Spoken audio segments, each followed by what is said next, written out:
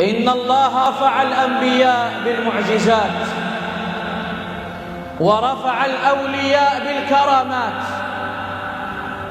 كما قال ابن تيمية رحمه الله: المعجزة للنبي والكرامة للولي. محمدنا صلوا عليه، نبينا صلوا عليه صلوات ربي وسلامه عليه، أعطاه الله عز وجل معجزات باهرات أعجزت الورى، أعظمها وأجلها القرآن، أعظم معجزة وهي القرآن. هذا النبي الذي خرج من بطن أمه وأمه تحكي لنا العجب العجاب، قالت: لما خرج محمد صلى الله عليه وسلم من بطني خرج نور أضاءت له الدنيا، خرج من فرجها ضوء أضاءت له الدنيا. نبينا عليه الصلاة والسلام زكاه الله في عقله فقال: ما ضل صاحبكم وما غوى. وزكاه ربي في بصره فقال: ما زاغ البصر وما طغى. زكاه الله في لسانه فقال: أما ينطق عن الهوى.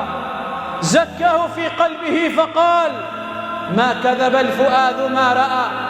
زكاه في صدره فقال: ألم نشرح لك صدرك. زكاه الله في علمه فقال: علمه شديد القوى.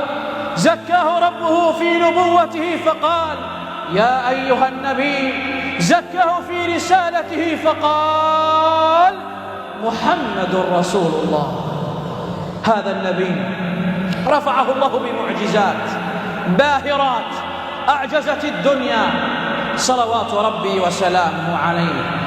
دعوني اليوم أقف معكم مع معجزات عظيمة لسيدي وحبي وحبيبي وإمامي وشافعي ومشفعي محمد صلى الله عليه وسلم، وأنت تقرأ لمعجزاته عجب عجاب صلوات ربي وسلامه عليه، وأنت تدرس هذه المعجزات تجعلك تدرك أن رسول الله هو أعظم مخلوق صلى الله عليه وسلم، حبيب الله نبي الله، اجتباه ربي واصطفاه بهذه المعجزات. إن أعظم معجزة هو القرآن. القرآن، وما أدراك ما القرآن؟ طه ما أنزلنا عليك القرآن لتشقى. ما رواه أو ما ذكره الإمام أحمد في مسنده، ذكر لنا معجزة من أعظم المعجزات، هو أن راعيا كان يرعى الغنم، كان يقف على غنمه فيأتي الذئب فيلتقم شاة، فيذهب الراعي وينزع الشاة من فم الذئب، فتكلم الذئب وقال: اتق الله، لماذا تنزع مني رزقي؟ تعجب الراعي: ذئب يتكلم، ذئب يخاطبني ويكلمني، عجب. فقال الذئب: أيها الراعي، إن أردت أن أخبرك عن عجب العجاب أخبرتك. قال: أخبرني.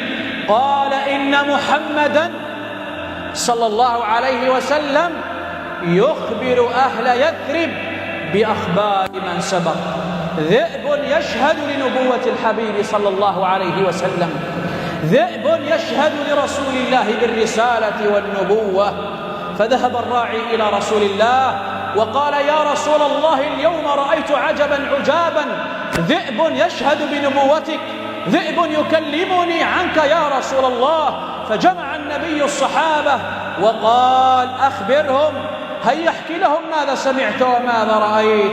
فقص عليهم القصة، فقال النبي: لا تقوم الساعة، لا تقوم الساعة حتى تكلم السباع الإنس.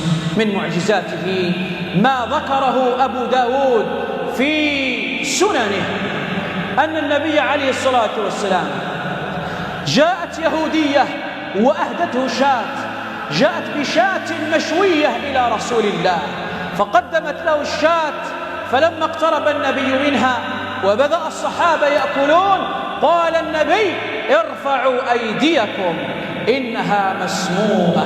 الشاة كلمت رسول الله وقالت: لا تأكلني يا محمد فإني مسمومة.